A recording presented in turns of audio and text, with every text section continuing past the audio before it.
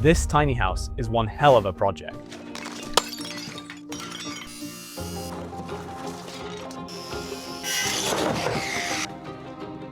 Yet over on the Things Take Time YouTube channel, they're turning it into their dream music studio and hopefully fitting a bed in there too. I was super curious to see if everything could fit, so I built the entire thing in 3D to find out. Not only that, I think there's one detail that they haven't included yet that if they could, it'll make this thing fantastic. Things Take Time is unearthing this tiny building on their land, hoping to turn it into their dream music studio. It's super old, the roof is perished, the floor isn't level, there are toilets everywhere, even the walls are falling down. And he has ambitions to turn it into his dream music studio with a log burner, sofa bed, and various other things. But not only is the condition of the property poor, it's barely bigger than a parking space. That said, it is absolutely charming, and the lack of windows actually play in quite well to it being a music studio. So far, we know very little about the building. He says himself, he hopes it'll fit. I'm too curious not to plan this one out, so let's get into it. He mentions a few requirements for the studio. One, that he's a drummer, so he needs to fit a drum kit, not the smallest instrument in the world. He would love a log burner, a desk, and the big one is a sofa bed. He also mentions other junk thrown in, which we'll assume is storage. I've actually built my own music studio in a converted garden shed, but it is smaller, and I didn't require a log burner or a sofa. But just to say, I do have first-hand experience building something similar. I plan on making a video soon about how I built this shed. If you're watching this, and I have already, it'll be linked in the description. But this tiny house isn't that much bigger, so I'm going to really need to go into the minutiae of the detail here to see what we're working with. This is how it is today. Well, actually this is. The roof and gable end perished in episode 1. I've had to use some skills to get the proportions of this thing. We don't have a floor plan or much to work with just yet. He mentions the internal dimensions are just 3.5 meters by 2 meters, barely bigger than a parking space. There are 2 doors. One is unusually short, barely more than 1.8 meters. It's got this cute little window. He also mentions that the walls are 300mm thick. That's thick. He mentions this design idea. My current thoughts are therefore to take it out along with the rest of the back wall, dig out the soil and rebuild the wall so it runs straight across the back. Which I think means this. But given the additional effort of knocking down a wall and rebuilding the building, plus losing this cute little archway, I wanted to see the challenge for myself. I'm going to start with something pretty mundane.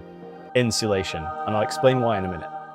Firstly, insulation means 2 things in a building that's going to be a music studio. Thermal, aka heat, and sound.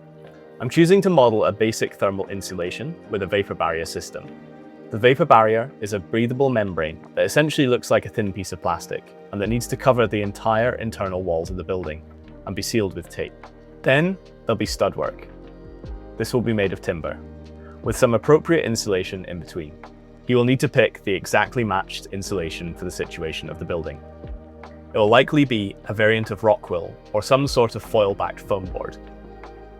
Then the final layer is a plasterboard or an equivalent that will make up the internal walls. Why I'm modeling this in is that it makes a huge difference on a building this small. Before the thermal insulation, the internal area is 7 meters square, but after it's only 6.1 meters squared. Nearly a whole meter squared is lost. That's 15% of its overall size. You'll also see I've bricked up the smaller door. There's really no need for 2 doors. But here's where the idea to keep the building the original size falls apart. We can't even fit the drum kit in here. Cute though this building is in its original form, it is literally too small to become a music studio. So I went back to the extension as he described it. I've modeled it in, reinstated the insulation and placed the drum kit in. Just look at it side by side with the original structure. It's a full 50% increase in floor area. I think the door should be glass, just to let more light in, and I've kept the front profile of the building identical, only modifying the pitch of the roof to the rear of the building. I really like the idea of fully preserving its original aesthetic. Now let's think about sound insulation. So, the ceiling. I propose that the ceiling is kept open up to the roof void. This increases the air volume in the room by over 25% and massively helps the sound properties of the room. Firstly, it will kill the flat ceiling, making it vaulted. Parallel surfaces are the enemy of sound waves and can cause flutter echoes and other phenomena that make recording a challenge. Secondly, the additional air volume will help the sound too. The ceiling will also need thermal insulation, but I haven't bothered to model that in. But stick a drum kit in here and you'll see it's still super challenging. Better still, stick everything he's hoping to fit in here and you'll see what we're dealing with. You can see here how it all fits. It's tight, but it does. Now to the elephant in the room. I think there's something missing. Something that the original building had multiple of. A toilet. Especially since there's potentially services there already to do so. If this was my music studio, I would 100% want a toilet in there. I must have modeled nearly 20 different layouts with toilets, and nothing really worked. And then I realized the one compromise which could solve this. The sofa. I'm going to make the assumption that by saying sofa bed, he wanted both a comfortable seat and somewhere someone could potentially sleep. I might be wrong, but I'm excited to show off this design, so let's get into it. I managed to fit a toilet in this tiny footprint.